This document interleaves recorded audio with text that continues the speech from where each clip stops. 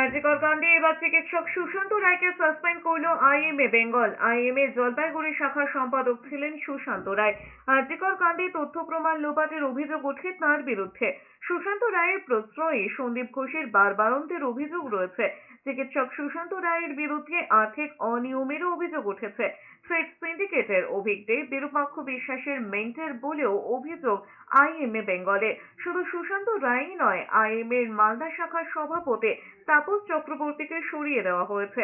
9ই August RG Kar medical কলেজের crime scene seminar রুমে অন্যদের সঙ্গে দেখা গিয়েছে তাপস চক্রবর্তীকে। অভিযোগ এমনটাই, কেন তিনি আরজিকর মেডিকেল কলেজ হাসপাতালে সেমিনার রুমে গিয়েছিলেন তার উপযুক্ত ব্যাখ্যা না পাওয়া পর্যন্ত মালদা শাখার সভাপতির পদ থেকে তাপস চক্রবর্তীকে সরানোর সিদ্ধান্ত নেওয়া হয়েছে বৈঠকে।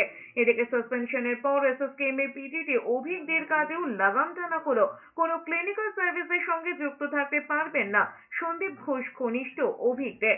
রাখা যাবে না আউটডোর ইনডোর স্পেশাল ক্লিনিক ওটিতে, এমনকি একাডেমিক কোনো কাজেও থাকতে পারবেন না অভিজ্ঞদের। সার্জারি বিভাগীয় প্রধানকে এসএসকেএম এর ডিন অফ স্টুডেন্টস এর তরফে চিঠি দেওয়া হয়েছে। অভিজ্ঞদেরকে নিয়ে সতর্ক করা হয়েছে কোস্টাল সুপারকেও। এদিকে হামলার অভিযোগে সাগর দত্ত মেডিকেল কলেজের 9 পড়ুয়াকেও ক্যাম্পাস ছাড়ার নির্দেশ দেওয়া হয়েছে।